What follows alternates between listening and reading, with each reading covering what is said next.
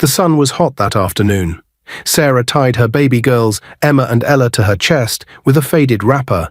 They were barely 1 month old, and their cries were soft and weak from hunger. Sarah hadn't eaten since the night before. Her breast milk was drying up. She sighed and wiped the sweat off her forehead. Her husband, George, had left the house since morning without a word. She thought he had gone to look for work, but he didn't say where he was going. Sarah looked at her 2 little girls and whispered, "Don't worry, my darlings. Mama will find something for us today." She thought of the one person who had always helped her in tough times. Her best friend, Anita. They had been friends since secondary school. Anita lived just 2 streets away. Sarah adjusted the wrapper, held the babies tighter, and began the short walk to Anita's house. She knocked on the wooden door, hoping Anita would help her with a little money to buy food. No one answered at first, but the door was not locked. She pushed it gently and stepped in. "Anita," she called softly. Then she heard laughter from the bedroom. A familiar voice. "George?" Sarah's heart stopped. She tiptoed closer, carrying her babies in silence. The bedroom door was slightly open. What she saw made her knees weak. There, on the bed, lay her husband George, half naked, laughing and drinking a bottle of malt with Anita, her best friend, the same woman she came to beg for help. Anita wore a short wrapper, nothing else. They were sharing meat and laughing like children on holiday. George saw her first and jumped up, not in shame but in annoyance. "Why are you barging in like a madwoman?" he asked. Anita didn't even cover herself. She hissed, "Didn't your mother teach you how to knock?" Sarah stood frozen. Her lips shook, but no words came out. The babies started crying again. "So this is why you've been disappearing all day?" she finally whispered. "George, our daughters are hungry. I came to Anita to ask for help, and this is what I find." George rolled his eyes. "Please don't start that drama here." Sarah's voice rose. "George, they are 1 month old. 1 month. And this is what you're doing to us?" George laughed. "You think I'm a fool? You gave me 2 girls. Girls. Not even 1 boy. And you expect me to stay?" Anita smiled and said, "She should be lucky you even stayed this long." Sarah's lips trembled. "Our girls are just babies." "And you're already blaming them for being born female," George sneered. "Don't forget what the doctor said. Your womb is finished. No more children. It's like owning a spoon that can't fetch soup. What use is it?" Anita burst into laughter. "Oh, George, you're wicked." George shrugged. "I'm just being honest. I need a real woman. One who can give me sons." Tears rolled down Sarah's face. "So that's what I am now? Not a real woman?" George looked her from head to toe and said, "Look at you. You're always tired, always crying. Even your wrapper is a shame to be on your body." "I married a wife, not a beggar." Sarah looked at Anita, hoping she would say something, anything. But Anita only crossed her legs and sipped her drink. "Don't look at me like that. The heart wants what it wants," she said casually. The babies cried louder. Sarah held them close and backed away from the door. Her eyes were full of pain, her heart heavy. "I didn't come here to beg for love," she said quietly. "I came to feed my children, but God is watching." George laughed again. "Tell him to send you rice and beans then." Sarah said nothing more. She turned and walked out of the house, her babies still crying. The sun was still burning, but it was nothing compared to the fire in her chest. She walked and walked, not even knowing where her feet were going. All she knew was this: she was on her own now, and she had 2 innocent babies depending on her. She got home, sat on the floor, and looked around the 1-room apartment. The fan hadn't worked in months. The zinc roof leaked. The stove was empty. But inside her, something had shifted. She wiped her tears and kissed her babies' foreheads. "Your father may have turned his back on us," she whispered, "but I will never turn mine. I don't know how, I don't know when. But I promise you both, Emma and Ella, I will give you a good life. Even if it means selling the roof over our heads." 5 years had passed. Sarah sat on a small wooden bench in front of her house, watching Emma and Ella chase each other around the compound. Their tiny feet raised dust as they laughed loudly, their innocent joy echoing through the air. They were 5 years old now, tall, smart, and full of life. Sarah smiled, but deep down her heart was heavy. It was time to enroll them in school. She had waited long enough. She walked into the house and picked up their old birth certificates and the small bag of clothes they wore on Sundays. Her eyes scanned the cracked walls. The roof still leaked, but she didn't care. All that mattered now was her daughter's education. She had saved a little money from washing people's clothes, but it wasn't enough to buy books or pay school fees. She needed help. There was one man she could try, Mr. Johnson. He had been a close family friend when her husband was still around. He even called himself George's brother from another mother. He was rich, or so he always claimed. People in the neighborhood said he had connections. With hope in her heart, Sarah dressed up in her cleanest wrapper, tied her hair neatly, and walked to his house. Mr. Johnson lived in a slightly bigger house just 2 streets away. The gate was open. She walked in and knocked at the front door. "Ah, Sarah," Mr. Johnson said with a wide grin as he opened the door. He looked at her from head to toe. "Wow, you look good. God really spent time on you." Sarah forced a smile. "Good afternoon, sir." Come in, come in. What brings the beautiful mother of twins to my humble palace?" he asked as he led her inside. Sarah sat quietly. Her eyes moved around the room. The house smelled of stale soup and dust, but the plastic chairs were arranged neatly. She cleared her throat. "I came to ask for a favor. My daughters are 5 now. I want to send them to school, but I don't have enough money. I've been saving, but I still need more." Mr. Johnson raised his brows. "You want to send girls to school?" Sarah nodded proudly. "Yes, they're very smart." The man chuckled. "Sarah, who trains female children in school these days? You will suffer, train them, and in the end, they'll just get married and dump the certificate in one corner." Sarah blinked, surprised. "Sir, I don't understand." Mr. Johnson leaned forward. "Let them learn hairdressing or sewing. That's what girls need. Female children belong to the kitchen, not the classroom." Sarah's lips tightened. "Your female children belong in the kitchen, not mine. My daughters belong anywhere they choose to be, even the top." He laughed. "Ah, you're stubborn just like your husband used to say, but I like that. Let me help you." She sat up. "Really? You'll give me the money?" "Yes," he said with a sly smile, "but not for free. If you want my support, you have to give me something in return." Sarah narrowed her eyes. "What do you mean?" Mr. Johnson sat back, licked his lips, and said slowly, "I want you, Sarah. You're too beautiful to be suffering. Just look at how God created you. Fresh, fine, strong. Let me take care of you. I have money. I can help you.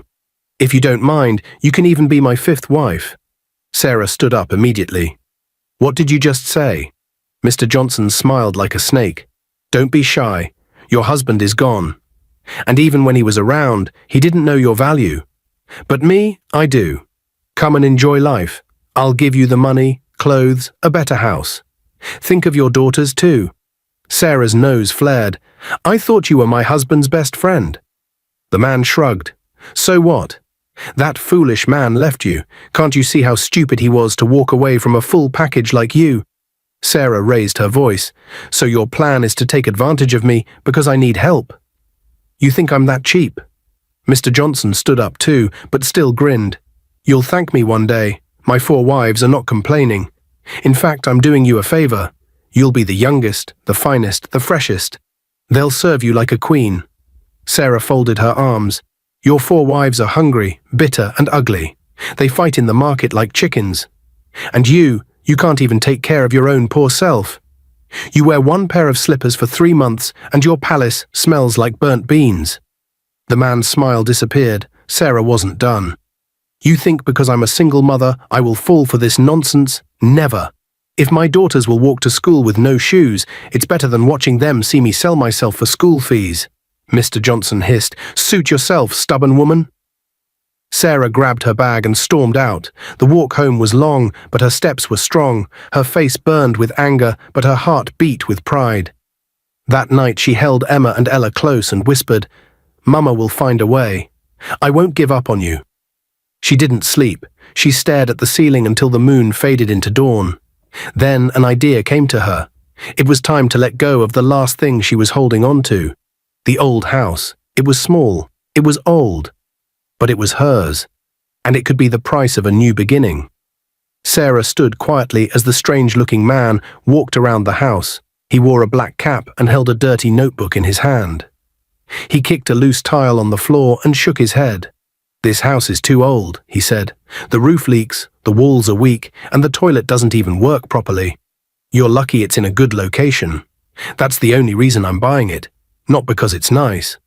Sarah nodded slowly. She had heard these words before. Her house was falling apart, but it was all she had. Her father built it before he died, and she had given birth to Emma and Ella there. Every corner held memories. Letting go of it felt like cutting off a piece of her heart. But she was determined. Her daughter's education was more important. The man brought out a brown envelope and gave it to her. "Here's the money. Count it if you like." Sarah didn't count it. She just said, "Thank you." That day, Sarah became homeless, but she wasn't hopeless. She used part of the money to pay for Emma and Ella's school fees. She bought school bags, shoes, uniforms, and textbooks. Then she paid for their fees all the way to university. The rest she gave to hunger and survival. They moved into an abandoned, uncompleted building behind the market. There were no windows, no doors, and no floor tiles. Just cement blocks and broken concrete. They used old curtains as bed sheets and broken wood as chairs. When it rained, they had to hold bowls to catch the water. But Sarah never complained, not once. She washed clothes for people, cleaned shops, helped in food stalls, any job that brought money. Sometimes she came home wet, tired, or with bruises on her hands, but every night she made sure her girls ate something, even if it was just soaked Gary and groundnut. One evening, as Sarah was washing a neighbor's clothes near the building, an old woman walked past with a basket of oranges. She stopped and stared at the half-finished house. "You live here?" she asked. Sarah looked up, surprised.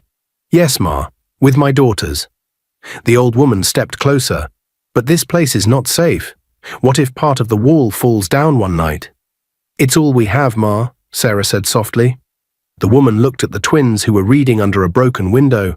Their feet were dusty, their clothes were worn out, but their faces were full of light and determination. She looked back at Sarah and said something that made her knees weak.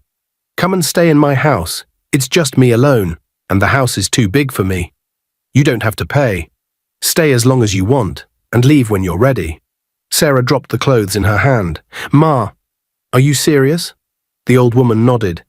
"God touched my heart. I don't know why, but I feel peace when I look at you and your girls." Sarah's eyes filled with tears. She dropped to her knees. "God bless you, Ma. May God bless you 1,000 times over." From that day, they lived in the old woman's compound. It was a simple 3-bedroom house with water, a small kitchen, and a garden behind. The woman treated Sarah and her girls like family. She gave them a room, cooked with them, prayed with them, and supported the girls whenever she could. Years passed. Emma and Ella grew into beautiful, brilliant young women. They passed every class with flying colors. Emma dreamed of becoming a lawyer, and Ella wanted to be one too, so they agreed to chase that dream together. The house was filled with books, laughter, and late-night reading. Then one day, just like that, 20 years had passed. Sarah was now older, with grey strands in her hair and more lines on her face, but her eyes still sparkled with pride whenever she looked at her daughters. On the day they graduated from university, both girls wore black gowns and hats. The school hall was full. They both graduated as the best in their department, law. The crowd clapped as their names were called. Emma Thompson, Ella Thompson. They walked across the stage, smiling brightly, their mother's dream finally coming true. After the ceremony, they rushed home with their certificates in hand. Sarah stood in front of the house, waiting for them with tears already forming in her eyes. The girls fell to their knees and held her tightly. "Mama," Emma said, crying, "we made it." "Mama," Ella added, "we're lawyers now." Sarah couldn't speak. Her heart was too full. She held their faces, kissed them, and whispered, "You both made me the proudest mother alive." But as they laughed and celebrated, the joy was not complete. The kind woman who had saved them from the uncompleted building had died 1 year ago. "She should have been here," Emma said softly. "She would have loved to see this day," Ella added. Sarah nodded slowly. "She didn't just give us a house, she gave us hope. She gave us family when we had none, and she'll always live in our hearts." They lit a candle that night and placed it by her favorite flower in the garden. Then they held hands and prayed. For the woman who helped them, for the man who walked away from them, and for every single mother out there struggling, fighting, and sacrificing. Meanwhile, George was sitting in his small rented apartment. He looked older than his age. His once bold shoulders were now bent. His eyes were tired. He had just returned from running errands for a man half his age. Nothing about his life was the way he imagined. His ears were still ringing with what he had heard earlier at the barber's shop. "Have you heard? Sarah's twin daughters graduated as top lawyers. Big law firm. Their names are in the newspaper." Ah, that woman tried, single-handedly raised those girls. Her husband was a fool to leave her. George had pretended not to hear, but every word echoed in his mind. His daughters, Emma and Ella, lawyers, his own flesh and blood. He felt hot shame rise in his chest. The door slammed open. Anita, the woman he had chosen over Sarah, walked in, throwing her handbag on the floor. "You're just sitting there again. Have you washed the plates? What about the clothes?" she barked. George didn't answer. Anita kept talking. "You think I'm your house girl, eh? You can't do anything useful in this house. Lazy old man." George stood up slowly and faced her. "Do you know you ruined my life?" Anita froze. "What did you say?" George's voice rose. "You deceived me. You made me leave my wife, my daughters, my home. And for what? This?" He pointed around the tiny room. Anita folded her arms. "Don't blame me for your foolishness. You are the foolish one," he shouted. "No child for how many years? You sleep with old men every weekend and come back smelling like perfume and lies." Anita laughed. "At least they give me money. What do you bring to this house?" George's eyes widened. "You're shameless. At your age, sleeping around like a wild animal. And you're angry because I get attention and you don't," she snapped. He took a deep breath. "You are a devil, Anita. A curse. I left a queen for a wild, empty pot." She rolled her eyes. "Your queen didn't stop you. She watched you go." George shook his head slowly. "She begged me. I was blind. My daughters are lawyers now, smart, beautiful, successful, and you are just here, destroying what is left of my life." Anita scoffed. "Go back to them then." "I wish I could," he said, lowering his voice, "but I don't deserve to." Anita didn't say another word. She walked into the bedroom and slammed the door. George sat back down, tears burning in his eyes. He whispered to himself, "I traded diamonds for dust." It was Saturday. Emma and Ella were home again. They sat quietly in the living room. Their mother, Sarah, was with them. They had talked about it many times, between themselves, but never had the courage to ask her. Today they were ready. "Mum," Emma said. Sarah looked up. "Yes, dear." Ella spoke too. "We want to ask you something. Please don't be angry." Sarah paused. "What is it?" "We want to know about our father," Emma said. Sarah's face changed. She turned her eyes. Ella spoke again, softly. "Mum, we've asked this before. You never tell us anything. But we really want to know, please." Sarah's hand froze mid-peel. She looked down, tears rolling down her cheeks. "Mum, please," Ella said gently. "We've never asked seriously before, but we need to know. Who is he? Where is he? What happened?" Sarah stood up slowly. "No." The girls looked at each other, confused. "No," she repeated, her voice low but firm. "Don't take me back there, please." "But Mum," Emma tried to speak. Sarah shook her head. "I said no. That part of my life, it hurts too much." The girls were quiet for a while. Then Ella reached for her hand. "Mum, we don't want to hurt you. We just want to understand where we come from." Tears filled Sarah's eyes. "Why now? After all these years, why do you want to open the wound I've spent so long trying to heal?" Emma knelt beside her. "Because we've always wondered. We're not little girls anymore. We're women now. We're ready to hear it." Sarah sat back down. Her hands trembled as she wiped her tears. She looked at her daughters, so grown, so beautiful, so full of love, and her heart melted. After a long silence, she spoke. "You were barely 1 month old," she began. "There was no food in the house. I was weak and tired. I hadn't eaten all day, but I was more worried about you both. You were crying and hungry. I had no choice. I decided to go to my best friend's house to ask for help. She paused. Her name was Anita. We were close. I trusted her with everything. When I got to her house, I knocked. No answer. The door was slightly open, so I stepped in. Sarah wiped her tears. I called her name. Then I heard laughter from the bedroom. When I got closer, I found your father, with Anita. The girl's eyes widened. Sarah nodded slowly. Yes, they were there, together, laughing, eating, as if I didn't exist, as if I was nothing. Ella Kubriosuboka in shock. Emma's eyes were full of tears. I was carrying 2 babies, Sarah said. I was weak and in pain, but he looked me in the eye and said things I will never forget. She swallowed hard. He said he didn't want girls, that I had failed him, that I was poor, that I could never give him more children because of my health. He said I was a waste of time. And Anita joined him in mocking me. Emma spoke through her tears. Mum, he said all that? Sarah nodded. Yes. I begged him. Not for myself, but for you both. I told him you were just 1 month old. He didn't care. He walked out of the room, out of the house, and out of our lives. Ella was shaking. How could he? I don't know, Sarah whispered. I carried you both back home. That day, I promised myself I would raise you with everything I had. She looked at her daughters. And today, here you are, lawyers, strong, intelligent, and beautiful. You made every sacrifice worth it. The girls were crying now. They held her tightly. Mum, we're so sorry, Emma said. You went through so much, Ella added. Sarah wiped her tears.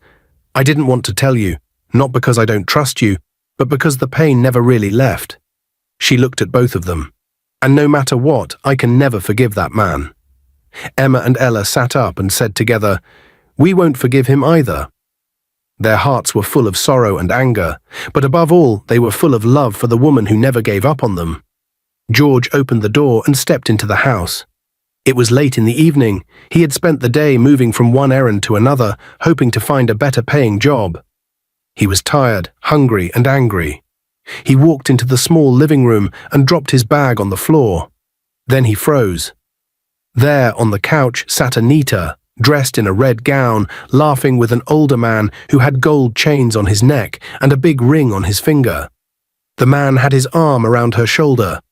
There were 2 empty bottles of wine on the table. George's blood boiled. What is this? He shouted. Anita looked at him and smiled.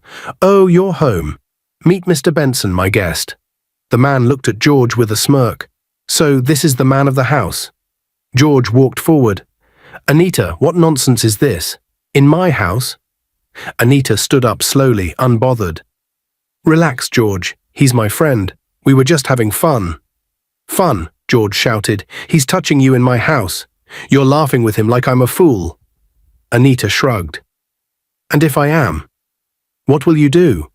George pointed at the man. Get out of my house. Mr. Benson laughed and stood up. You're lucky I'm in a good mood.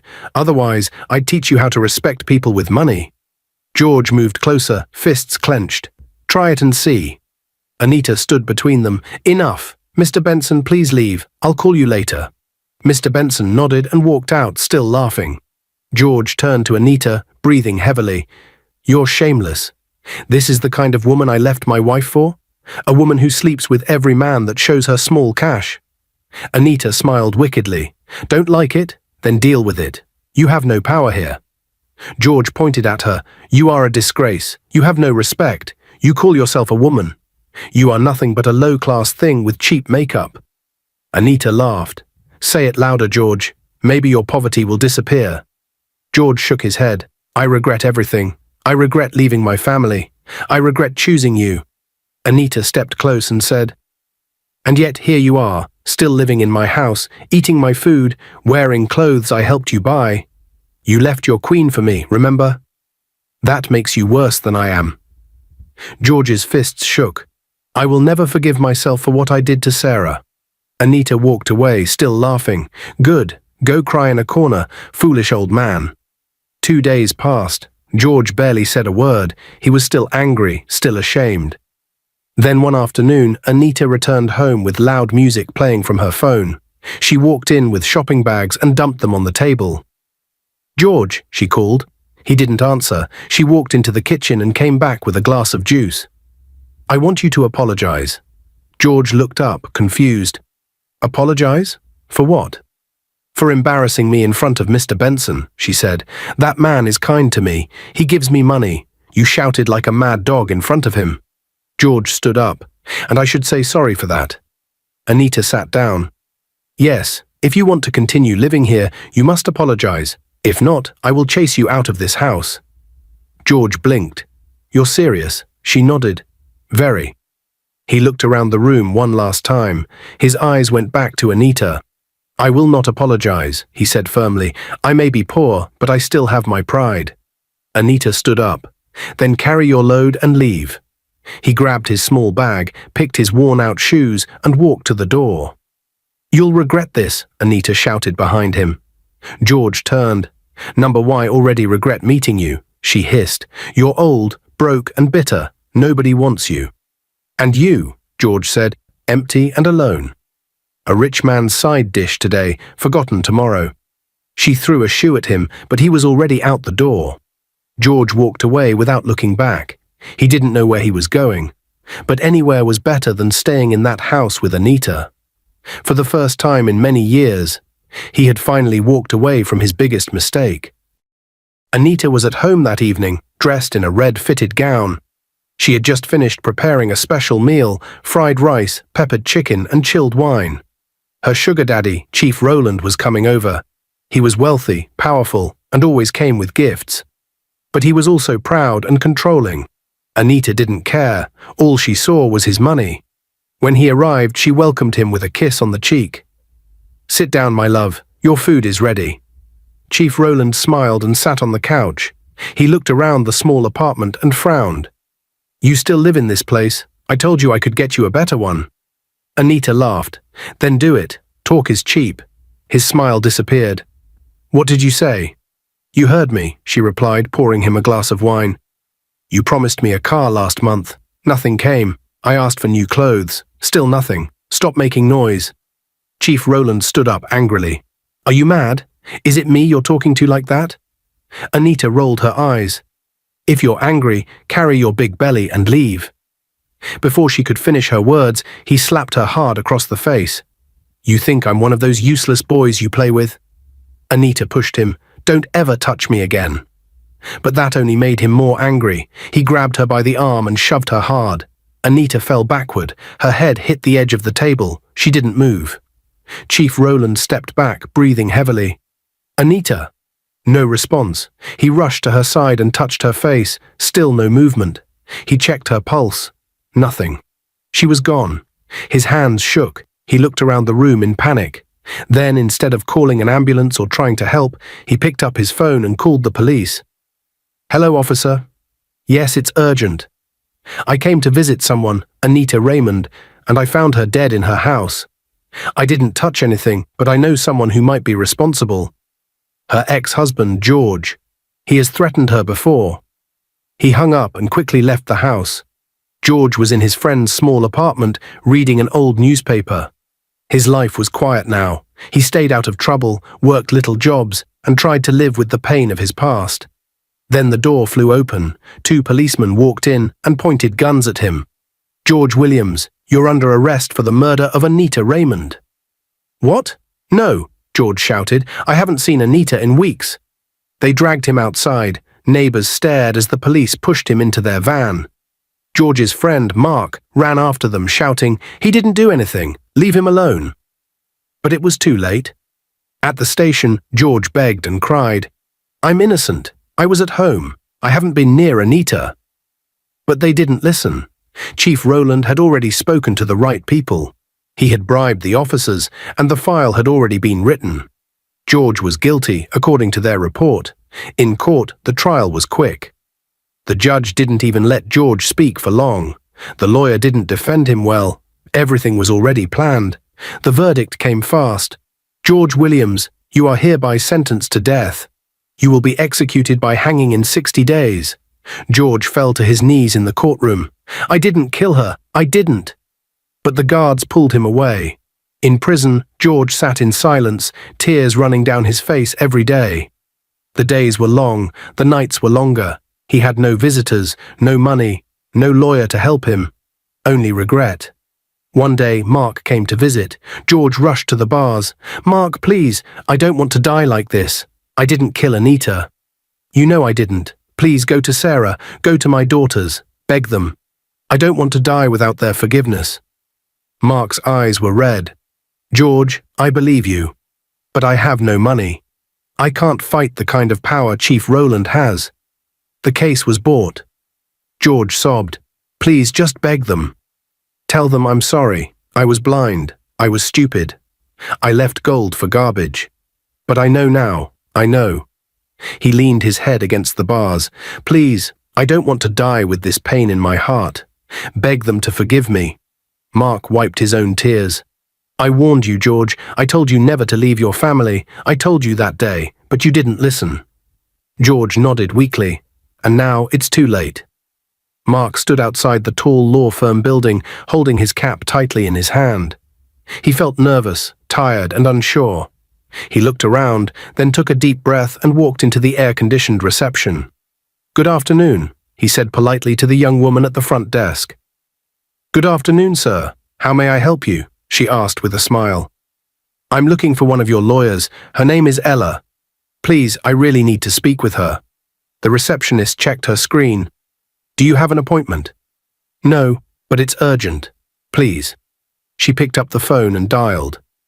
"Miss Ella, someone is here to see you. He says it's very important." A few seconds later, she looked at Mark and nodded.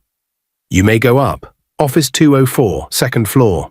Mark whispered a quick thank you and rushed into the elevator. His heart was pounding. "Please, Lord, help me." When he reached the office, Ella was seated behind her desk. She looked beautiful and sharp in her black suit. She didn't smile. "Yes, how may I help you?" she asked. Mark stood at the door, nervous. I'm sorry to disturb you. My name is Mark. I'm a friend of your father." "George." Immediately, Ella's face changed. She frowned and leaned back in her chair. "And so?" "I came to talk to you, about him." She folded her arms. "Why? What business do I have with a man who walked out on me, our mother and my twin sister when we were just babies?" "Where were you, old stranger?" Mark nodded sadly. I know you don't know me, and I know I have no right to be here. But your father is in prison. He has been sentenced to death. He was accused wrongly." Ella's eyes didn't blink. "He didn't kill Anita," Mark said quickly. "Someone else did. But he's the one paying for it." Ella remained quiet. "He asked me for only one thing," Mark continued, "not to save him, just to tell you and your sister that he's sorry, that he doesn't want to die without your forgiveness." Ella stood up from her chair. "Forgiveness?" Mark nodded. "Yes." She shook her head slowly. That man abandoned our mother, left her with newborn babies, called her useless, walked out of our lives like we meant nothing." "I know," Mark said gently, "and I'm not here to defend what he did. It was wrong, very wrong.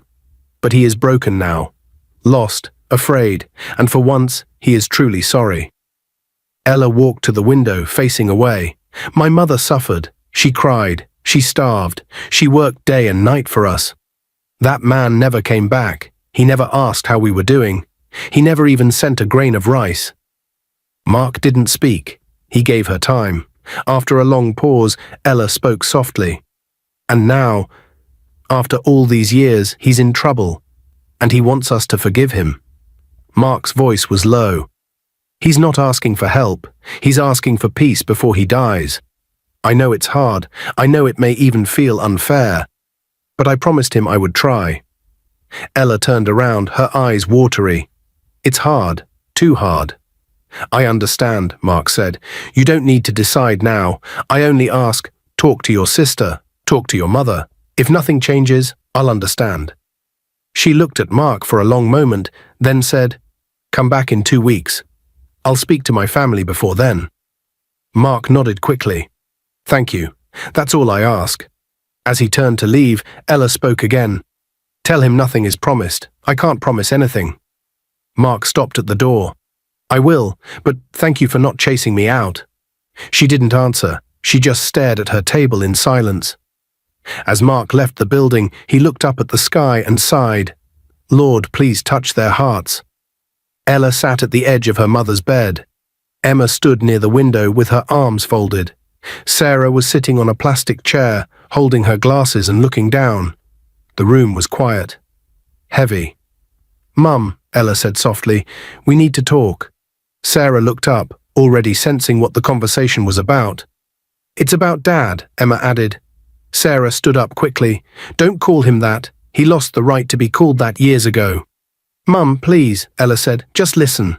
Sarah shook her head. Number, there's nothing to listen to. That man hurt me. He hurt you.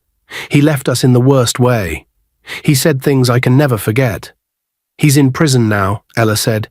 He's been sentenced to death. He was accused wrongly. Sarah was quiet. He didn't kill Anita, Emma continued. One of her sugar daddies did, but he's taking the blame. He's poor. He has no one. He has nothing. He needs our forgiveness now. I don't care, Sarah said sharply. He left me when I was bleeding, when I had nothing, when I was carrying 2 babies. And now he wants my forgiveness. He's not asking you to fight for him, Ella said. He just wants to rest in peace. He wants to say sorry. Sarah's lips trembled. For years I cried myself to sleep. I worked with wounds on my hands and sores on my feet. I begged strangers to feed you too. Where was he? Tears filled her eyes. I carried shame, hunger, pain, but I carried it with pride, because I refused to give up on you, so number I will never forgive that man. Mum, Emma said, her voice breaking, we know you're hurt. We are too. He's not the same man anymore. He's broken. He cries. He regrets. And he's begging, not for a second chance, just for peace before he dies. Sarah stood still. Her eyes were full. Her hands shook. The girls knelt before her. Mum, please, Ella whispered. Let him go with peace. Please, Mum, Emma added.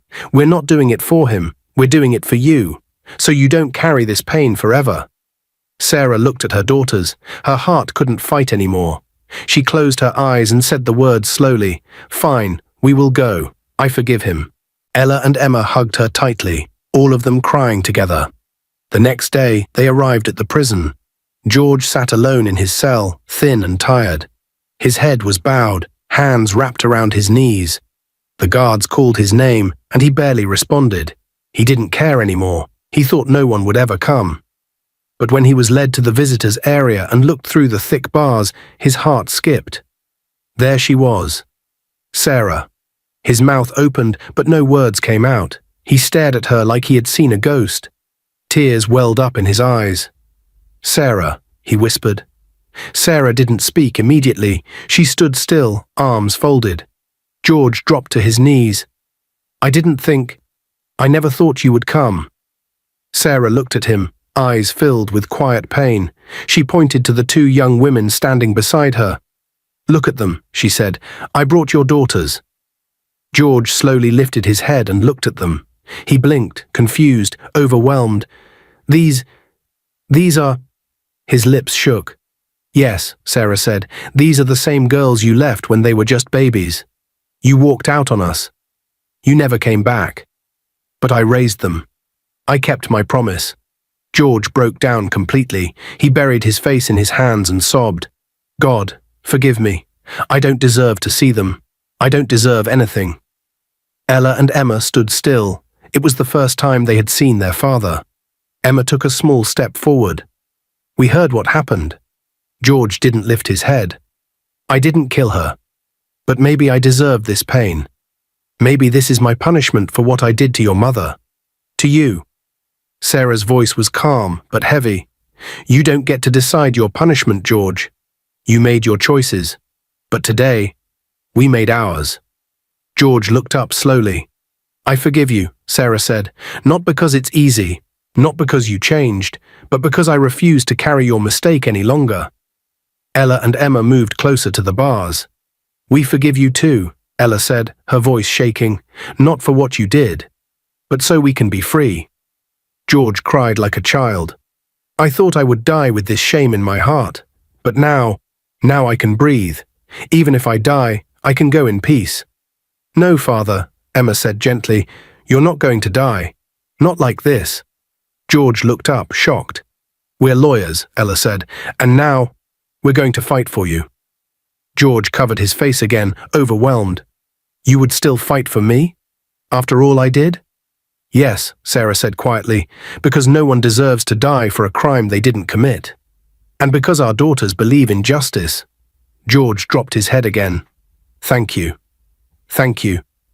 It was the first time in many years he felt the weight of love again, not because he earned it, but because they chose to give it. After that emotional prison visit, Ella and Emma didn't waste time. They wiped their tears and got to work. They met with a senior lawyer who helped them reopen their father's case. They requested access to files, reports, and police records. They read everything and found many things that didn't make sense. "Look at this," Emma said, pointing to the report. "No fingerprints taken, no photos from the crime scene, just a rushed confession." Ella fruncio il segno. "He didn't even confess. The police just wrote what they were told." It became clear to them, someone powerful had covered the truth. But Ella and Emma were not afraid. They were determined. They returned to the street where Anita lived. They went from house to house, asking questions, hoping someone had seen something. Then one old woman told them, "Check Mr. Philip. He has a CCTV camera outside his house. I don't know if it still works, but it faces Anita's gate." That was their first real hope. They rushed to Mr. Philip's house. He was a retired teacher, kind and helpful. When they asked about the camera, he nodded. "Yes, it works. I don't check it often, but it records everything." He gave them the footage from the day Anita died. Back at the office, they played the video. Their hearts were beating fast, and there it was, clear as day. The sugar daddy, Chief Rowland, was seen entering Anita's house in the afternoon. Hours later, he came out alone and fast, nervous, looking around. Emma paused the video. "There, that's him, leaving the scene." Ella sat back and took a deep breath. "We've got him." They took the footage straight to the police and also filed it in court as new evidence. The story spread fast. Newspapers, TV stations, and social media picked it up. People were shocked. "How could they have sentenced an innocent man?" the headlines read. The police had no choice. Chief Rowland was arrested and brought to court. This time, there was no escape. The judge watched the CCTV video. The truth could not be denied. Chief Rowland stood in silence, his head down. His lawyer had nothing to say. The judge shook his head. "You tried to shift your crime to an innocent man. You took a life and then tried to destroy another." He looked at the courtroom and said clearly, "Chief Rowland, for the murder of Anita Raymond and for framing an innocent man, you are sentenced to life imprisonment." The room was silent for a moment, then filled with quiet cries of relief. George was declared innocent and released from prison the next day. When he stepped outside, he saw Sarah, Ella, and Emma waiting for him. He dropped to his knees. "Thank you," he said. "Thank you for believing in me. Even when I didn't believe in myself." Sarah helped him up. "Let's go home." And for the first time in many years, George walked, not as a prisoner, not as a broken man, but as a father who had been given a second chance. Dear viewers, what lessons did you take away from this dramatic tale? We'd love to hear your thoughts in the comments below. If you enjoyed the story, give us a thumbs up, share it with friends, and hit that subscribe button. Don't forget to turn on notifications so you never miss out on our latest updates.